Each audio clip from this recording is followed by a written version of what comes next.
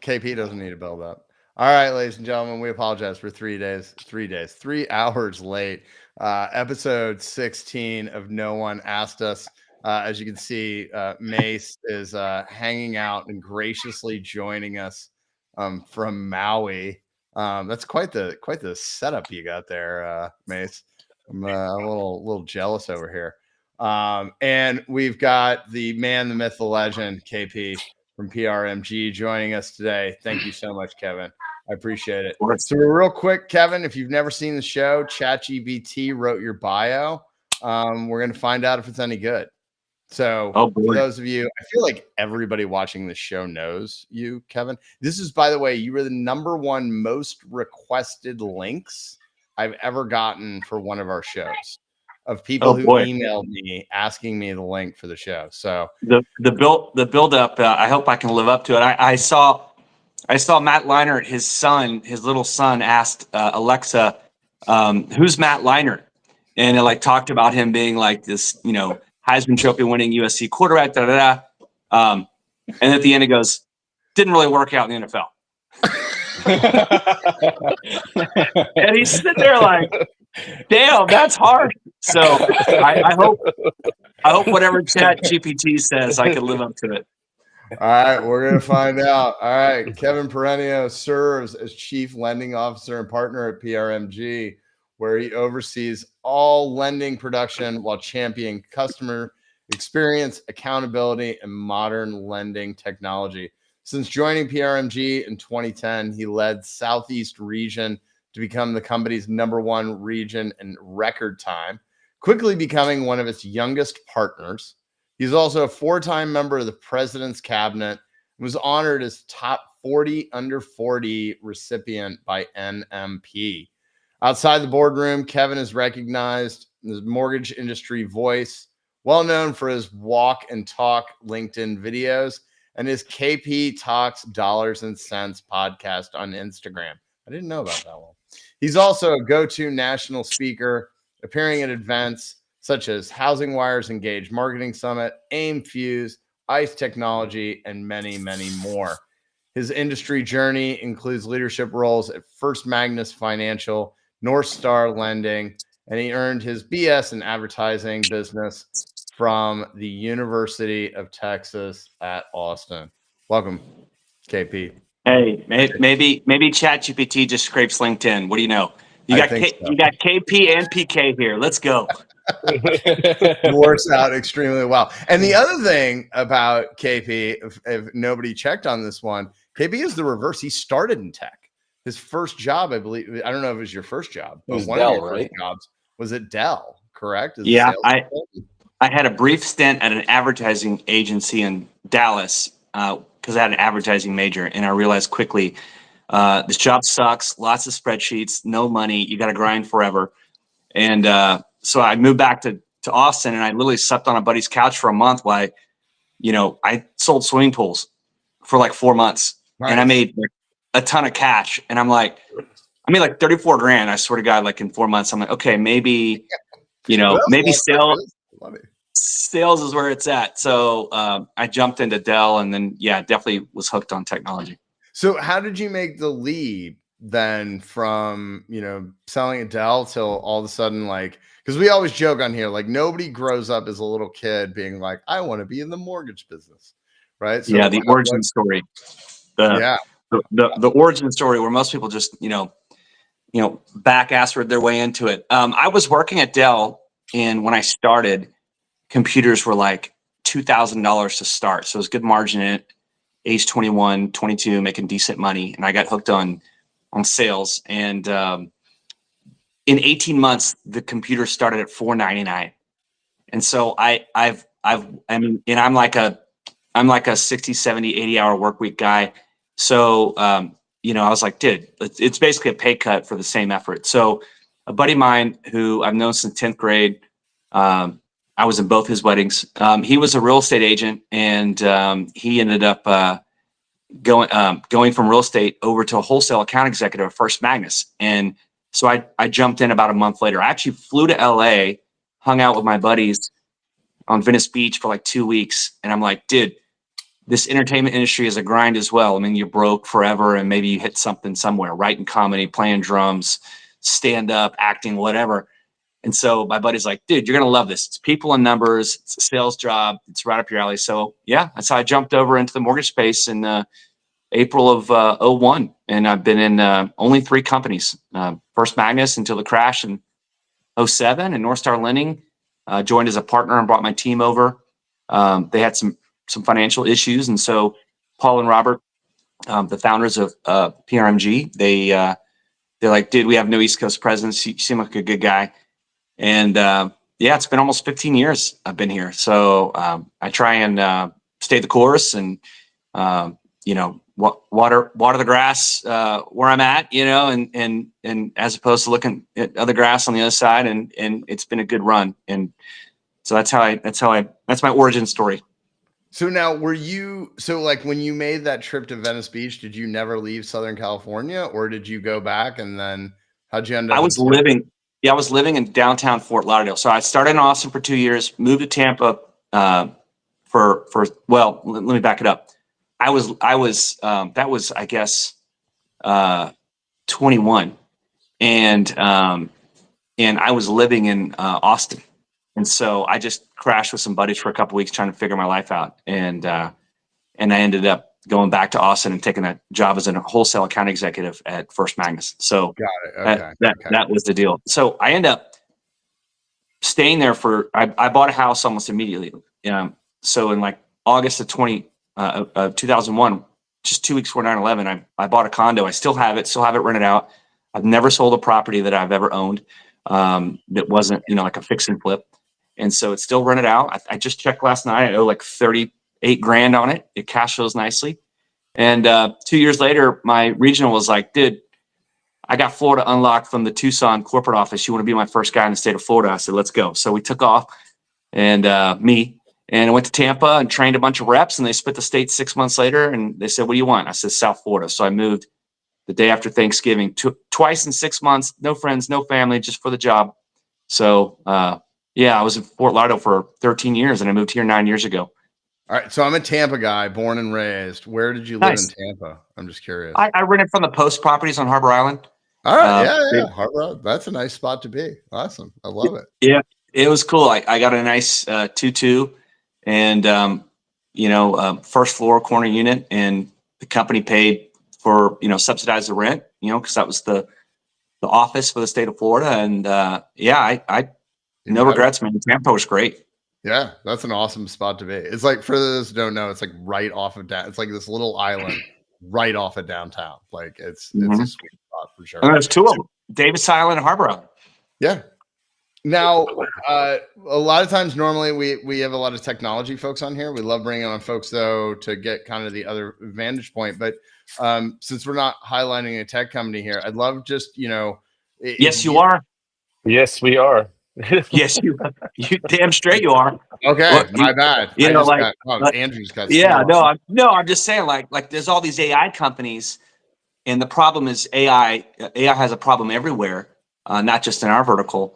But so what if you build good tech? If you don't have a front forward facing customer base, doesn't matter. I mean, look at Apple. They have this huge installed base with iPhones. I'm team Android, by the way. You know, Apple is taking their time. They're taking their time picking their AI partner winner because they've got the customers. They have the installed base.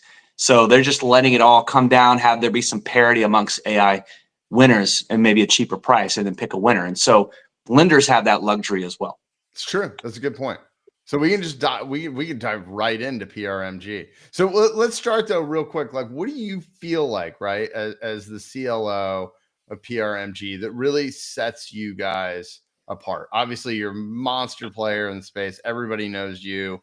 Everybody knows PRMG. But what do you feel like makes you guys, you know, special? Before we get into the tech, I do closing comments for all of our new hire orientation classes once a month. And so I'll kind of say what I like to say to them. There's a real advantage to being privately owned, yet capitalized like a regional bank. So we don't owe anyone anything. And that's a nice feeling to have. 20 and 21 were great years.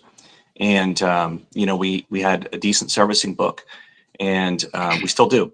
And so I think you get to the lean times when you lean on your cash and your debt service, decreasing that. And we say built by originators for originators. So, Paul and Robert were originators. And so I think there's a difference when you say you're putting the originator first and you think about how they want to be served. And we're a 3-channel lender. So we're retail, wholesale, and correspondent. And correspondent, we even do delegated and non-del. So technically, I guess you could say we're a 4-channel lender. We don't do consumer direct. So we always feed leads and triggers and loans back to originators regardless of channel. And I think instead of being built by the servicing portfolio for the portfolio, built by tech for tech, built by the hedge fund for the hedge fund, or the REIT or the insurance company, built by the bottom line for the bottom line. I think none of those really serve the people doing the work, which is the originator. And so I think that in a nutshell is who we are. Plus, when you're privately owned, it's a good vibe. You can set the tone and make it a place where people want to be. And I'll just leave one last note. We've got just a little under 1,500 employees. 25% of our employees have been here for 10 years or more. Wow. Which is crazy in this business. That is impressive. Yeah. So, we have a great leadership team. I know I get a lot of love out there because I put myself out there, but, our founder and co-founder, Paul and Robert, are amazing. Gary Malice is our 4th partner as well. He runs cap markets and strategy. Super brilliant dude, keeps us on the rails so we don't get too sales focused. He helps us with a lot of stuff that, he's got an MBA from Arizona, from Chicago. He's great. He's on the speaking circuit and very well respected. Our cap markets team is top notch. So, then I can go into all of it. I mean, I've got performance marketing, which is like digital lending, and then, digital marketing. And then we have a digital lending director, wholesale, retail, and correspondent channel directors. Those are my 5 direct reports. So I try and align marketing and sales. But as a partner, I see all that's going on. And so we just, we've got good experience and we're patient. We're taking our shots when we need to. And we have a huge tech stack in the retail channel that, I literally just rolled off our national retail managers call, letting them know that we're going to have, by the end of this year, certainly in Q1, the best tech stack for both recruiting side and the loan origination side, full stop. TPO, we just rolled out a new portal in wholesale, and that will come with some functionality in non-del core where correspondents can disclose their own loans and draw their own CDs. And there's only 3 or 4 lenders that even will allow that. So we think, we're not trying to be number one. We're not trying to take on the world. We're not trying to build this huge portfolio. That's not our bag. We're just trying to serve originators. And we're also, investing 7 figures into technology pretty regularly every year. So we think that's the advantage, and we're in a good spot. And there's plenty of business to go around. I mean, I'm not trying to this is probably the most I've ever talked about my company openly on any forum. Because you guys see on LinkedIn. I was going to say, we got to take this video, give it to your marketing recruiting team, and be like, I want to work for PRMG now. Like, I know. I'm ready to sell my company and come work for KP at this point. All right, go. Well, it's a marathon, right? Not a sprint. And we're definitely playing the long game. And we're not trying to take shots and pick the new shiny toy and then self-promote. We're just under the radar and yeah, sure, why not now? Join the team. So KP, would you say you're the Apple in this one right now, the way you're watching and approaching technology? You're kind of waiting for the winners to arise. Are you trying to go gobble up some shiny ones too, or what's your approach? Well, it depends on the stack, and so every company has some limitations, and we can only do so much, right? So one big thing we're doing in our retail channel is we're prioritizing AI voice, and I like to put AI voice separately than agentic AI, and so AI voice drives revenue. So the tech that's out there is really good at making a ton of phone calls at scale, not taking no for an answer, and setting and converting leads and dropping them in the calendar or doing a warm transfer to our originators who are the experts. Right. And so that I can look at agentic AI like, oh, this thing does texting and it collects documents from borrowers. We got a bunch of processors for that. And to be honest, we're going to do that. But I think there's going to be parity amongst the players there. I think where voice, and so we have the capacity from an origination channel standpoint, LOAs and processing to fill the coffers and do that. I'm prioritizing AI voice first because I think it's actually a little harder to build because someone has to go through a couple years of transcripts of calls and go, show more empathy here. Don't say that. You overtalked here. Ask this. So if you find a partner that's done that, then you could implement that. And then instead of saving $5,000 at the branch, like, oh, you didn't have to pay as many LOAs or processors because of agentic AI. How about we made you 50,000 more because we converted more sales leads. We drove revenue with AI voice. So we're prioritizing voice first, and that's just our path. And having it fully aligned with triggers and alerts and insights and our CRM and our LOS, we think that's full stack the best way to go. Are you guys? Oh, go ahead, PK. No, I was just gonna say, are you guys? It sounds like you guys are buying rather than building this. Mm-hmm. Do you want to say who? Sure. Yeah. I mean, we want to know, who are people using? Like, I think it's important. Well, we haven't bought yet, right? So, okay. Here are the players out there. You got Castle, you got Say. If you want to build it all yourself, there's one in Europe called SendFlow, which is great. There's a lot of the one that Better Mortgage uses, and Say, I think they're prioritizing agentic AI first. They do have a good voice. Capacity is kind of like the dark horse. They're late in the game. They've acquired some companies. They have really good voice tech that I've seen, and so I'm a huge fan of that one. Sella is the one that Total Expert uses, connected to their CRM, and so they're the leading candidate right now. But we have not made a choice yet. But again, it comes. I think the advantage comes to which one of the techs has millions of phone calls and transcript curation under their belt to have an immediate impact. And I think that's what's going to be the difference maker in which one we choose. And the good news is, just like Apple, not to compare us to Apple, but you have the luxury of the longer you wait, the better all the tech gets. And so there could be one that maybe is late to market, but they have a better technology team. Capacity is arguably the best technology team in the business. They've been in our business a long time. They've come from the task routing. Like we've used Capacity for almost 6 years. Full disclosure, I'm an investor in their B and C round, Series B and C. But we don't have Zendesk ticketing. All of our help desks, except for one in IT, which uses Freshservice, uses Capacity. So imagine just getting answers in like a millisecond with a 92% success rate 24/7.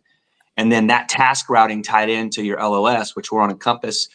Now you've got this voice component that comes in. So, and they have a texting capability too. So we're really watching them on the voice and agentic AI side. But there's a lot of good ones out there. And, so I think, I do these demos and I do these calls and I freely give away information on my LinkedIn and on, podcasts like this, because I have an abundance mindset. There's just so much business out there. And, everyone my favorite thing is like push button, get mortgage, right? Super Bowl ad 2016. What is this thing they're rocking at? Everyone was up in arms. What is it? Well, it was day one certainty from Fannie Mae. And they got the pilot first and they rolled with it. And then everyone else got it. Right. Right. And so, people, and I'll give Fannie Mae and Freddie Mac credit. They gave us a first. We were the first lender to run soft pull credit reports in both DU and then LP. We were the first in the country, and that was huge. But then, the prices got raised at the same price as hard pulls, and so you didn't save any costs other than just no triggers. But this industry is fascinating, and Fannie and Freddie have been. Surprising. People ask me, like, what's my favorite tech innovation? I say Fannie and Freddie opening up day one certainty and AIM, because they created all these cottage industries for Plaid and Finicity and Capacity and, Halcyon's income and Blend income and all these different things. Truve is out there, and then you've got all these points of sales. Obviously, I mentioned one. None of that would even be possible if Fannie and Freddie didn't open it up. And now we've all been spinning our wheels, for almost 10 years now, trying to figure out the best approach. And then boom, here comes AI voice, and here comes agentic AI, and now we got this other thing to worry about and pay for. So, it never ends. That's the challenge in this business. Do you see yourself hopping into any long-term contracts or having a lot of outs? I see a lot of lenders are starting to say, hey, I want my 60-day outs, or I won't do anything longer than 18 months. Well, it depends on the vendor, right? So every vendor is different. Don't worry, that was not a frosty beverage. That was just my energy drink. Goat fuel, gummy bear flavor. I'm a Cowboys fan. I'm born and raised in Dallas, but the wide receiver goat is Jerry Rice, and he and his daughter Jackie, she's the CEO. They're behind this one. So I got my oats overnight. I got my second dose of caffeine for the day, and I just took some supplements. I'm sure you guys saw me munching on some pills.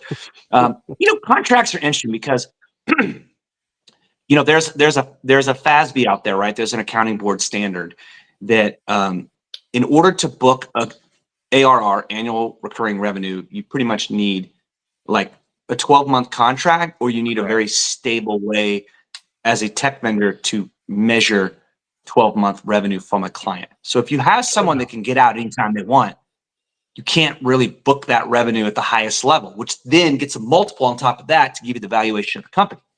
So it's pretty normal for 12-month contracts. And so a lot of emerging tech will come in and say, we'll give it to you month to month. And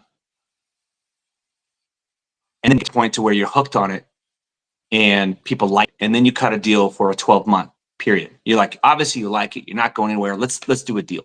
And so that's the game. I mean, you guys know I do some venture capital. I'm on Rice Park Capital's advisory board. I'm also a limited partner in their venture tech 2 fund. I think they named it something else. So I get a look at a lot of tech, and that's okay to have a 12-month contract. And so I think it's kind of like selling your worth, selling your value, selling the value of your time, selling your price, selling your proposition. Because if it was all about price or all about most favorable contract, it's a race to the bottom. And I find you get what you pay for in all facets of life, right? So I saw this. There's this AI generated old lady. She's kind of funny. She's like, she's talking. We're all guys here, right? So my wife's walking around. This is kind of a compliment. It's like, all women are expensive. Just pick your price range, right? So you gotta pick your price. And so like it's old school Rob Crispin at the end of the letter. Remember how good they used to be at KP? Oh yeah, no, he goes deeper and farther than I ever would. I'm just saying, you get what you pay for, and that measures up in tech and life and everything, right? And so, all kidding aside, my wife's amazing. 4 kids. They all went back to school yesterday. It's crazy around here. And KB, I'm glad you brought that up, right? Because it is a real thing, right? Which is the valuation of tech companies and this idea that like tech companies can just survive month to month, right? I mean, our contracts, for instance, like you have an out if we're not living up to our SLA, right? Or we're not if they're not living up to. But just like willy-nilly on a Tuesday, I've decided suddenly that I don't want what I've committed to, like, okay, then you should probably pay a premium, right? If nothing else, from that perspective. But contracts agreed. Yeah, so like pay-go is what we'll call it sometimes, like pay-as-you-go. That's obviously a higher price per unit, or if it's a SaaS model per month or whatever. But like, let's be real. I mean, implementing tech takes a long-term vision and strategy, writing it out. What are you going to do? Who are you bringing in to help you disrupt and rethink everything, as Brian B likes to put out there. And so I don't think you can be like that with technology. I think you have to really, like, it's funny, this funny thing. So a couple years ago, we did some stuff with Rebel IQ, and I love their team, right? And so we were buying leads and some of our branches were buying leads. Like we present tech to our retail branches and other channels and go, here's something you can buy. We endorse it. So it was a tough time, 22, right? So like leads aren't going to convert because it's just a tough year. Rates are rising, borrowers are afraid and sit back. And one of my regional managers was like, leads don't work. I'm like, all right, I'm going to call Rocket and tell them to shut down their whole business model. Leads don't work. Zillow, shut it down. Living Tree, shut it down. Everyone shut it down. Leads don't work. Trigger leads, shut it down. And so, it reminds me of the funny saying that's in all the chat boards, like, what's the best CRM? What's the one you use, right? And so it takes a lot to implement new tech, to pick the right partner, then implement it. Ongoing training, measure, track, change behavior, force behavior. There's a lot to it. And that's, and unfortunately for first lien mortgage origination, there's so much compliance, so many disclosures, so much stuff. It's job security, quite honestly, for originators that get it and can get it down and want to like navigate through the chaos. And so as a tech partner, I think tech companies evolve as the relationships evolve. Like you can have one client on a yearly contract while you're still trying to get new clients on month to month just to tease them and get them in the fold. And that takes capital, right? And it takes, what's your burn rate, how much cash you have, what's your revenue model, what's your client base, what's your, these are things you ask when you're trying to invest in tech, whether as a lender or an investor. It's very important to know these things because you want to know your partner is going to be around. And so, again, tech is an interesting thing in our cottage little $2 trillion industry that Wall Street thinks we're just a bunch of dumbass loan officers, but all the tech guys are like, we can't wait to automate everything. But it's harder than people think. Well, I think Andrew, was it last Friday we spoke, and I find myself I feel like I'm dealing with the ex-boyfriend's mistakes sometimes when I'm dealing with lenders. Because Paying to the sins of others. Yeah, and I already feel like that's going to happen with AI because I'm already talking to some lenders and they're like, yeah, this company told me this. And I'm like, oh, that's so full of shit. Like it's like AI is the new buzzword and everybody's hopped up on it, which makes me excited, but also scared that people are going to go fast and then get burned. And it's going to be the round 2 of OCR where they're like, oh, I got this AI thing, and they're just going to go, I don't want to touch it. And, so I'm dealing with the ex-boyfriend. Well, I think somebody said this to me this morning is, and I think this is an important thing to remember, is AI is not a product. Like, and I think that's one of the other things that I feel like people are kind of like talk about it and they're like, oh, AI. And it's like, no, well, what are we talking about? Right. Are we talking about, because like the product, like KP, right, you guys are looking at is like, I'm looking at a voice product that helps my LOs close more loans, right? Like there's an AI aspect to it, right? That's in it, right? It's like, I mean, I look at like our product, right? Like our product is 75%, engineering, 20% prompt engineering, or I should say Python on the front, prompt engineering, and then 5% AI, right? So it's the AI is just a component of what that product was. So Jennifer McGinnis Lover had a question. I wanted to pop this up, and I'm really interested to kind of get everybody's take on this. PK is always so. KP, the funny thing about PK being the youngest one is on the show is the one who's like the most anti-tech, right? Which I find so funny. Like, and no, what I mean by that is like, I know I always pick on you about this, PK, but like PK is very much the human touch, right? It's why, like, when people like, I laugh when people on LinkedIn are like, "Oh, AI is going to replace LOs," and I'm like, "You're crazy!" Like, that's the last role that's going to get replaced by AI, in my opinion. But the opposite viewpoint is the one I see a lot of when they say AI is never gonna. Whenever I see the word "never," I sense fear, and I know that person's wrong. I cannot. By the way, I cannot see Jennifer's quote because I don't know why my full screen isn't there. So the general question is like, what do we advise on whether we believe, like, what we think the customer's take is going to be on robotic sounding voices and the content of what we're saying, right? So in other words, to say, Total Expert's voice sounds human. It is impressive, but you can tell, right? Like you can get a sense of like, okay, I am talking to some form of an AI, and what we think. And I'll just give you my 2 cents as the outsider on this one. But I think the reality is you're going to have some people like me. I swear to God, this is my take on Gen Xers. Gen Xers, like, we don't like talking to people.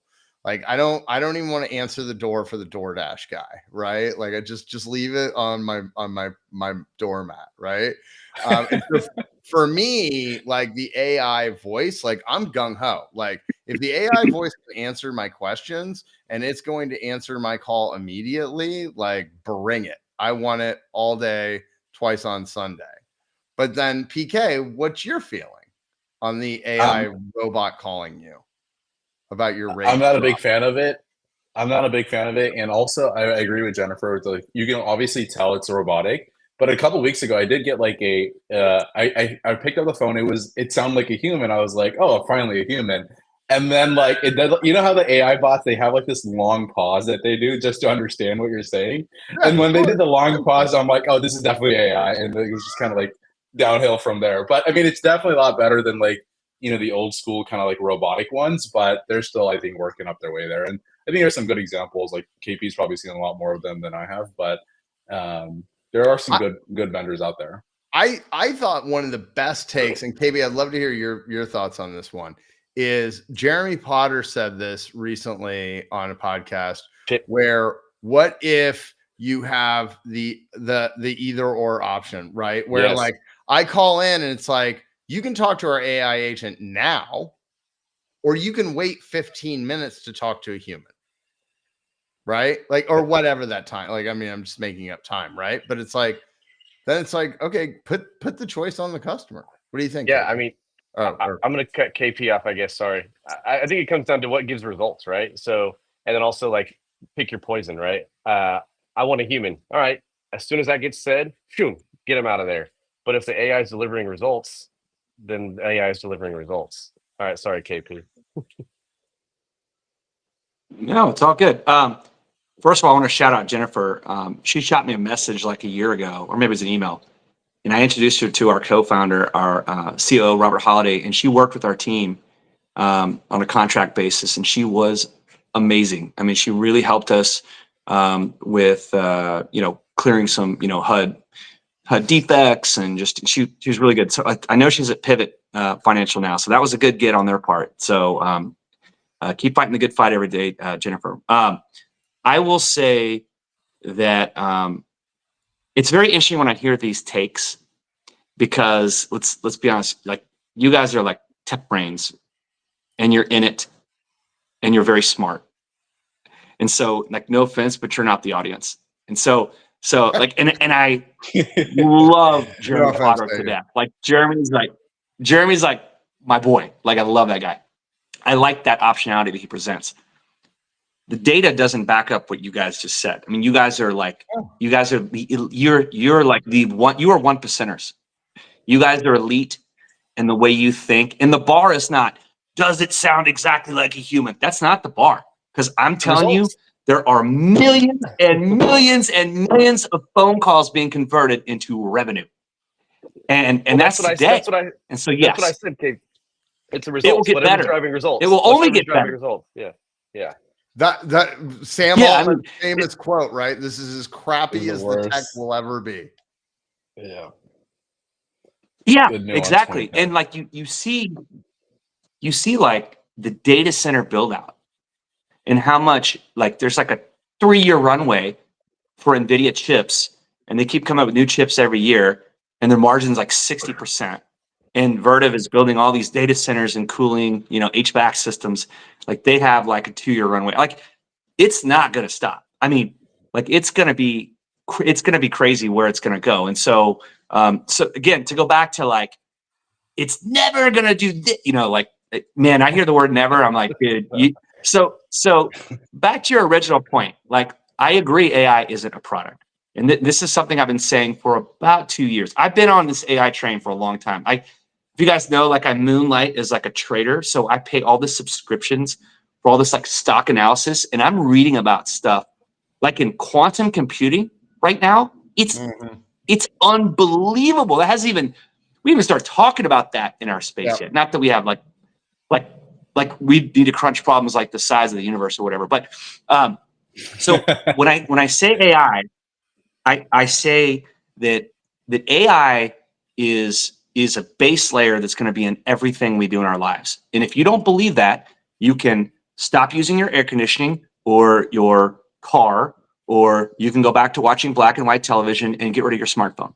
I mean, is that base of a layer inside everything we do? And it's in we're in the second inning. Yeah.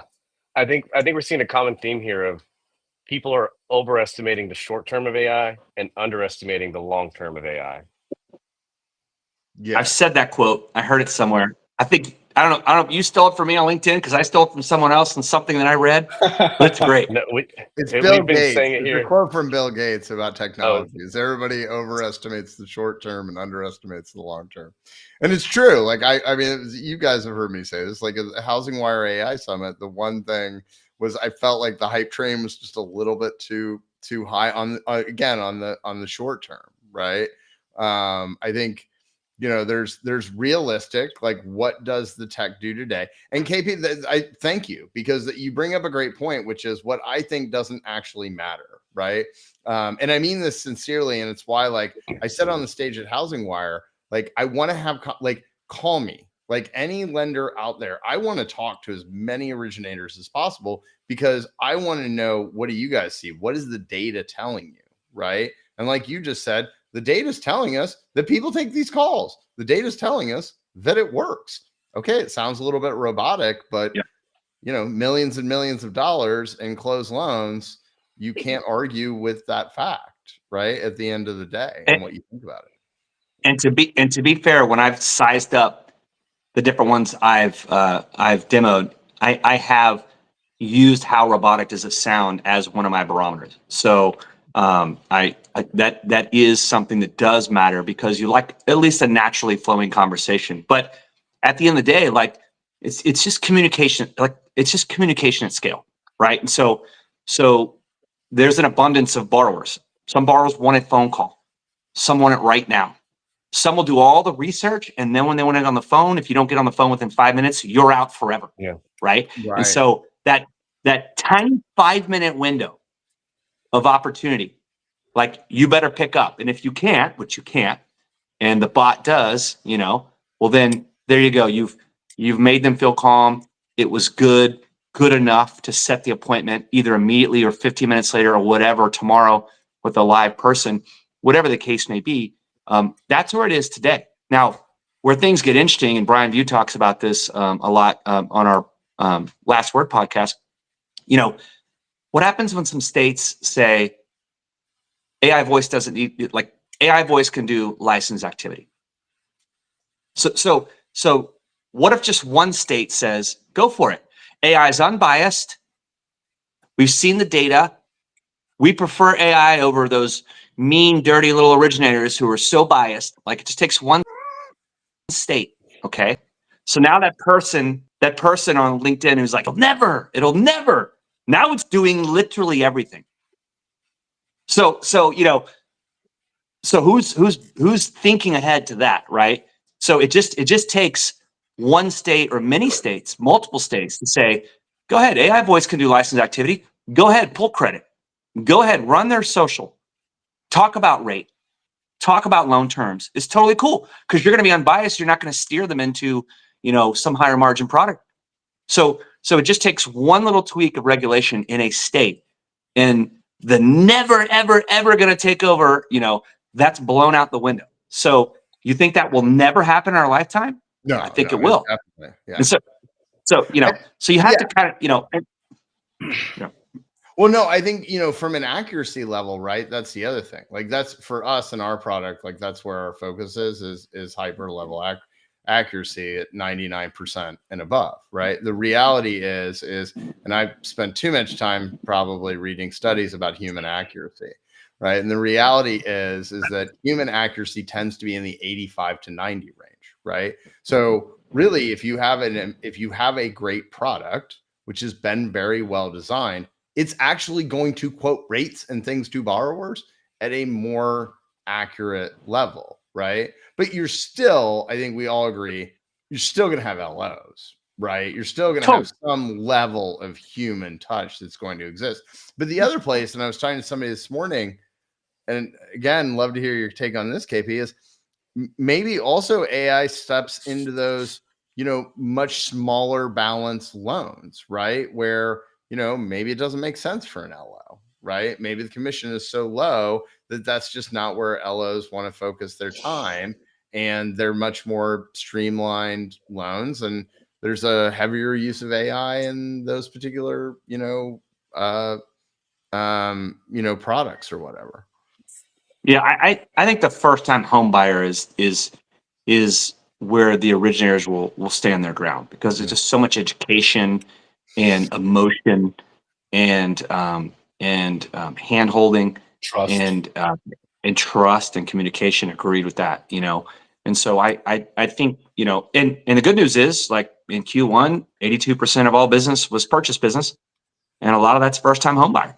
And so, now if it's someone's second purchase or third loan or fourth loan because they've done a refinance, the borrower is kind of an expert. I kind of get this, right? And so, you don't need as much hand holding, right? And so, but I still think the first time home buyer, which is for now, is the bulk of the business. I still think originators have just a massive opportunity to work together with AI or voice or agentic AI or anything else to serve those clients in the communities at a local level.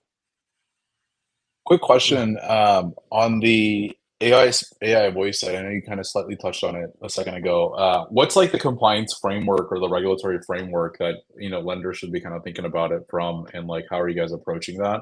I'm guessing there is very little framework laid out as of right now. How are you guys? It's a lot, actually. Buddy, TCPA compliance is a big. We literally have a weekly call. So we have a TCPA task force. I mean, this isn't a new thing, right? So having an opt-in, right, which clearly you can document and show a history, like, so this isn't just for informational purposes, this is marketing our services, right? And so having an opt-in, having a way that's seamless to do that. One of the best like tech features I've seen out there is something called WISP, WHISP.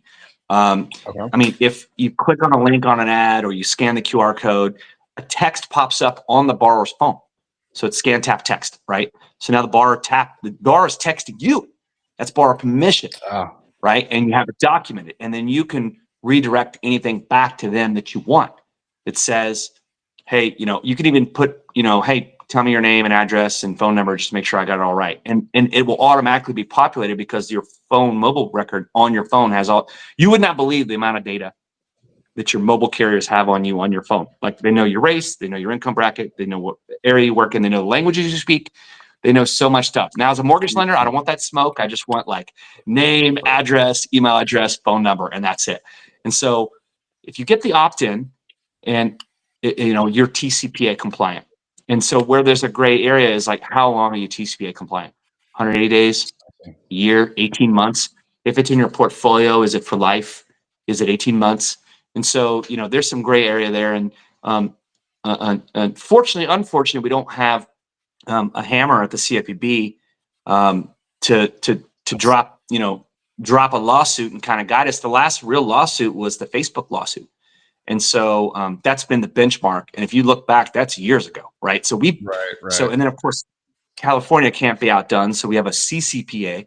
So, we have layers upon layers. But no, I think, that's another reason why I like, what Total Expert has done, is because they take that part seriously. Like they help us craft the language and all that kind of stuff. And so I think there's a lot more work done on that than you possibly imagine. Unfortunately, like, I don't know why I'm getting all these slide dial robocalls into my, I swear to God, I get like 5 to 10 a day the last like 4 weeks. And so I one of our construction projects, we're doing a refinance. So I think that's what the trigger was. And I'm just getting hammered. I want to call them back and be like, who the F are you? Give me your NMLS number. What's your, but I might do it in a very chill way. Be like, oh, hey, I just got your email. So who are you? Where do you work? Okay, cool. And then at the end, drop the bomb on them. But yeah, I mean, my rant at the end of last night on my LinkedIn video is that, like, what has the CFPB done to combat mortgage fraud? Like, I have a whole list of people that commit mortgage fraud. Can I just hand it to them and then they just go to them and say your license is suspended until further notice? You committed fraud. Your livelihood is over. We're your arbiter. But like, they want to go chase headlines that made sense. I want them to get real bad actors. And so every lender has a list of people, and we call each other and, don't do business with this broker or that person, and don't hire that person in retail. Like, we do that stuff because the enforcement agencies don't actually go after people committing legit crime that cost millions, and I mean, literally millions of dollars. So anyway, TCPA compliance, $5,000 per fine. It's a big reason why we switched to Total Expert over 5 years ago, because our last CRM got us in a pickle. And on one call, it cost us 50 grand in attorney's fees to settle with this guy. Yeah, like, that's unsustainable, right? So, so yeah, buddy, PK, we got the scars to show you why we've been dealing with this stuff, and we're schmedium, right? There's some much larger lenders that have a lot bigger lawsuits than we do in this realm. So TCPA, opt-in, consent, borrower permissible data, all that stuff it's taken extremely seriously in this industry. I was more so thinking, I mean, I'm somewhat, like, I've heard of these acronyms and, somewhat familiar, but like, in terms of like the content of the messages, from like the AI point of view, like what's being communicated and things like that. Is there, like, you mentioned like license activity being talked about during the calls and things like that. I'm guessing that part's still kind of being figured out though, right? Or that's also very clearly laid out. So with all the AI voice, there is a transcript. So unlike originators just making phone calls where, like, it's a he said, she said, now everything's in, right? So it is. So I was actually kind of surprised to hear some of the demos where they're asking for people's income, but I guess it's not, I mean, technically not one of the 6 RESPA triggers, right? So like, you're talking about loan terms and, rates and like all the RESPA triggers, like, they're very careful not to talk about that stuff, because it is an unlicensed agent or bot. And so, that is absolutely very well thought. Got it. Yeah, exactly. But again, that can change. And so, again, it just takes one state to go, yeah, go for it. You're just an extension of the originator. And, and I will, let me throw something out there.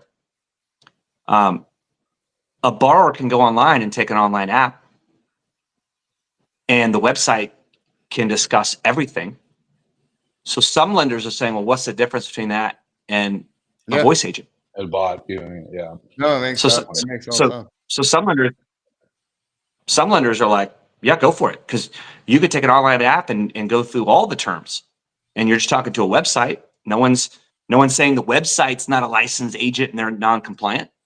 So some people are taking, are actually using their voice bots to do licensed activity today.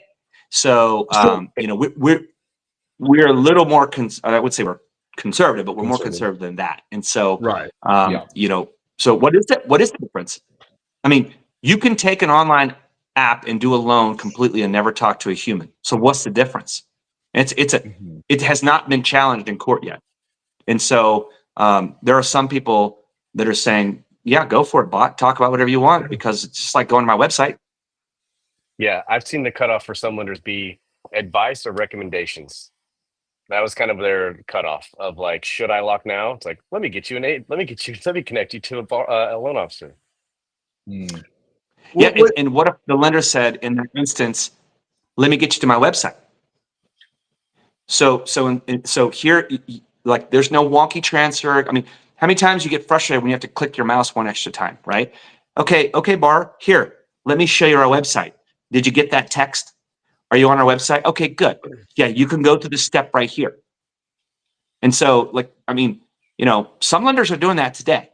And, you know what the biggest cost for lenders is? LO compensation. And so if the MBA puts out a report that says it's $12,000 to produce a loan, $9,000 of that is commission.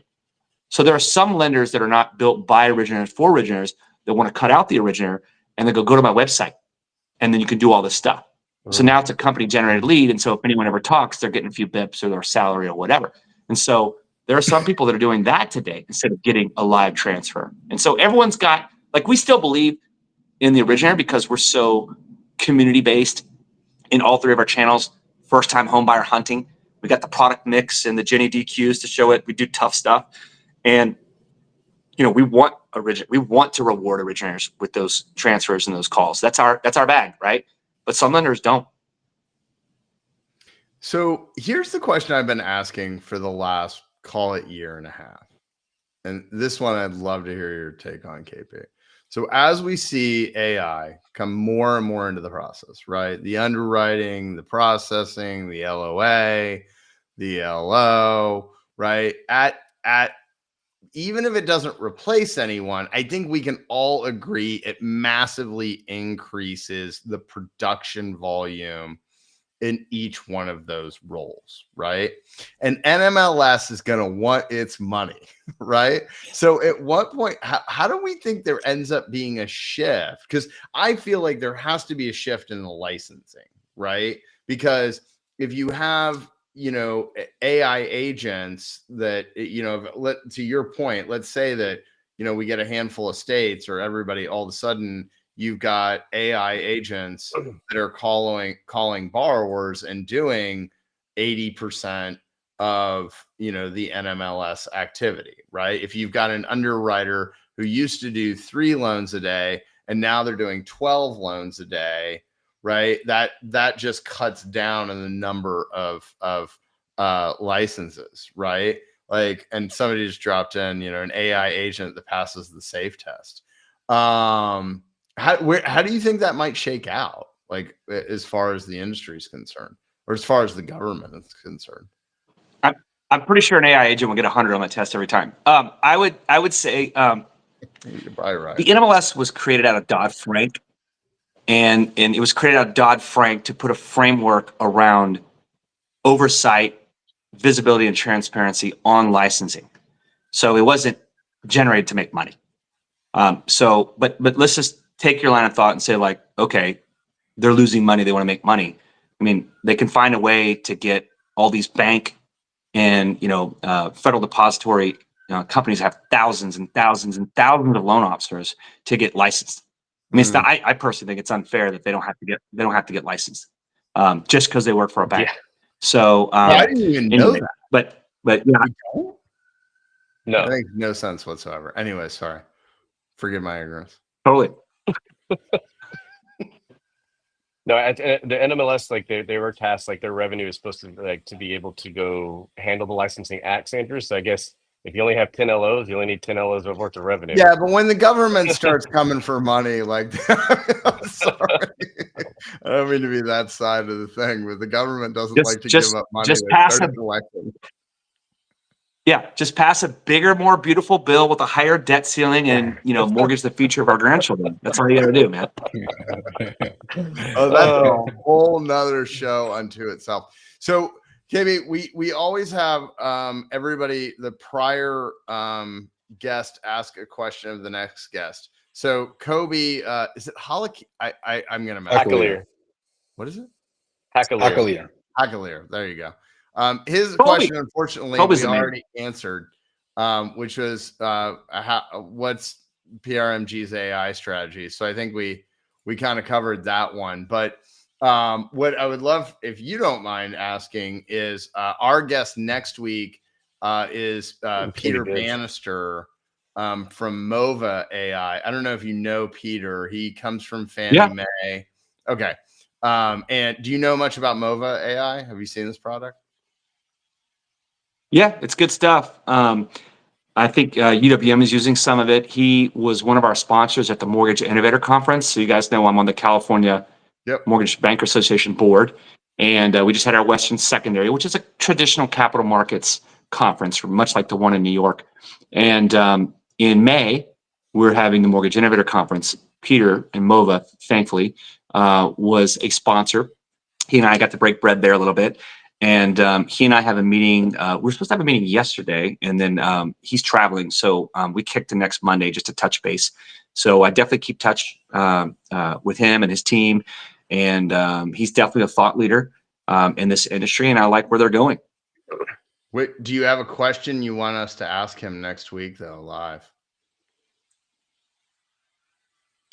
I would, it's always like, skate to where the puck's going. Where does he think it's going?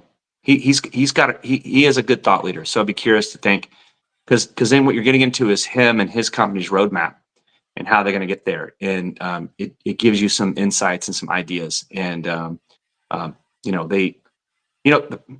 the challenge for tech and Apple is you got to come out with a new iPhone every 12 months, and so you got to stay relevant. You got to stay relevant. You got to keep iterating. And companies go through life cycles. His is in a growth cycle, which is great. They're in this development mode. We got a new product coming. This is what it is. We're going to enhance it, right? We have more money coming in, venture capital style. Then you get some revenue. You get to a point where like there's a critical mass, and then you decide, do we go next level? And do we want to stay and continuously develop? What's the exit? And I don't know the answer to those questions for him. But as soon as you see private equity come into a company, you can sure shit bet that company's development is going to go way down, and they're not going to keep up with the Joneses. And so you have to start looking at other players to replace them potentially. Doesn't mean that there's a better option. You hear this thing about a moat. Like, what's the moat, right? So like, here I am, I'm totally pimping out all my venture capital bets, but here's Oats overnight. My wife loves that. Brian's dude, peach upside down cake is amazing. And like, so funny, you hear like, I was talking about these moms in the neighborhood, and they're like, well, we make our own oats. I go, oh, you make peach upside down cake? You make strawberries and cream? You make cookies and cream? I went through like 50 flavors, and they're like, well, no. So what's interesting is the way they process it, but this isn't a tumbler. So I don't need a spoon. So it's like, that's a moat, like I pour 8 ounces of milk, I put my powder in, shake it up, put it in the fridge, get up in the morning, I'm ready to go. And I don't, it's totally matrix. There is no spoon. Right. So this is a moat, right? So what is the moat around some of these techs that make it hard to disrupt? Encompass has a moat. Everyone's rooted down in their system, and it makes it harder to leave if you're on Encompass. Now you can build little ancillary pieces around it, which then actually fortifies their moat. And so, and to their credit, when they bought it, to their credit, they are spending money in developing.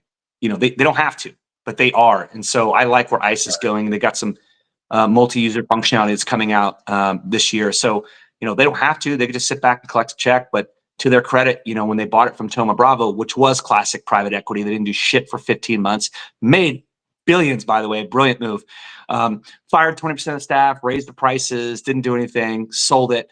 But now ICE that owns it, they're doing good stuff. And so, when you talk to Peter or anyone that's in tech, what's the roadmap? Where are they going? Where are they getting the development dollars? What are they doing in what time frame? Those are questions to ask all these companies. To make sure that you're not, jumping in, bed with someone that just isn't developing, is going to keep up. And this industry has a habit of follow the leader. You look at Rocket, Push Button, Get Mortgage. You look at the great tech team over United Wholesale. Love their tech team. They've got some great stuff. There's a lot of great companies that do really good stuff. And so, but if you dig around enough, you could see who they're buying it from if they're not building it. Back to PK's build versus buy question earlier. I love it. Thanks for that. The question shotgun list there, KP. I think we just take every question he just gave us and just bring it next week. I love it. Awesome.